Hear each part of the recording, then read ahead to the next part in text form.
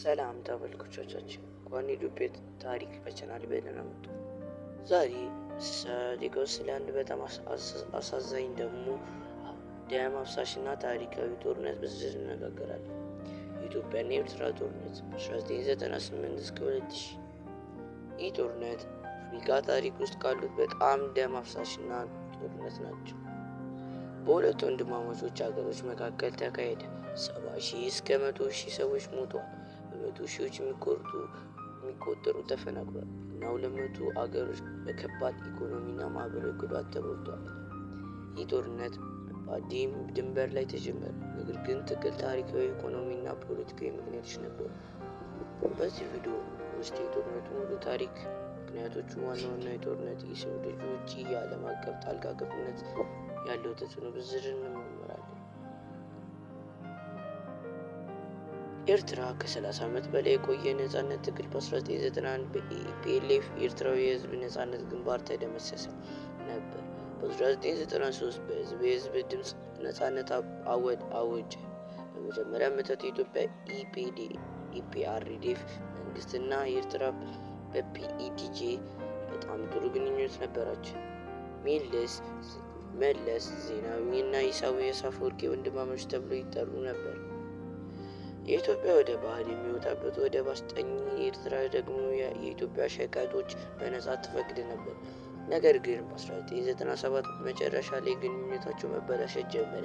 ኤርትራ የራሷን ምንዛሬ ናቅፋ አስታወቀች። ይህም የኢትዮጵያ ኢኮኖሚ አዳከመ። በተጨማሪም ድንበር ላይ ትናንሽ ግጭቶች ተጀመረ።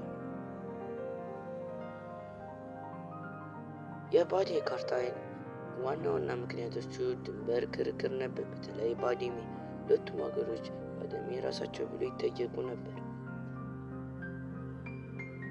በግንቦት 6 1998 የኤርትራዊ ወታደሮች በባድመ ዞን ውስጥ የኢትዮጵያ ጦር ላይ ጥቃት ፈጸሙ።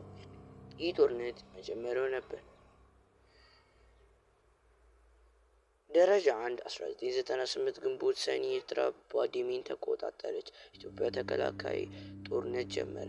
ደረጃ 2 1999 የኢትዮጵያ ትልቁ የመከላከያ ጥቃት ኦፕሬሽን ሰንሴት በጽሩንና በዛልቤስ ከባድ ጦርነቶች። ደረጃ 3 2000 ኢትዮጵያ ትልቅ የጥቃት ዘመቻ ጀመረች። ኦፕሬሽን ዋር በባርነትና በተሰኒ ከባድ ግጭቶች ኢትዮጵያ ወደ ኤርትራ ግዛት ገባች። በሰኔ 18 2000 በአልጄሪያ ስምምነት ጦርነቱ ተቋረጠ። ከ70,000 እስከ 100,000 ሰዎች ሞተዋል። በአብዛኛው ወጣቶች፣ ከ1 ሚሊዮን በላይ ሰዎች ተፈናቅለዋል። ሁለቱም ሀገሮች በከባድ ዕዳ ተጠምደዋል። ዓለም አቀፍ ታላቅ ግብነት ኦአይኤ አሁን አፍሪካ ህብረት ተባብሮ መንግስት የአሜሪካና የአውሮፓ በ2000 በአልጄሪያ ስምምነት ጦርነቱ ተቋረጠ። ድንበር ኮሚሽን ኢኢቢሲ ባድመን ለኤርትራ ሰጠ፣ ነገር ግን ኢትዮጵያ አልተቀበለች። ይህ የቀዝቃዛ ጦርነት ዘመን ጀመረ። 2018 ጠቅላይ ሚኒስትር አብይ አህመድ እና ፕሬዝዳንት ኢሳያስ አፈወርቂ ሰላም ተፈራረሙ፣ ድንበር ተካፈቱ እና ሽልማት ኖቤል ተሰጡ። ዛሬ ስለ ኢትዮጵያ የኤርትራ ጦርነት ተማርን። ይህ ጦርነት የወንድማማቾች ጦርነት ነበር እና ሁለቱም ሀገሮች አሁንም ከዚህ ጉዳት እያገገሙ ነው። በተጨማሪም ለማወቅ ቻናላችንን ሰብስክራይብ ያድርጉ፣ ላይክ ይጫኑ፣ አስተያየት ይስጡ። በቀጣዩ ቪዲዮ 2013 ሰላም ስምምነት በዝርዝር እንነጋገራለን። እግዚአብሔር ይባርክ።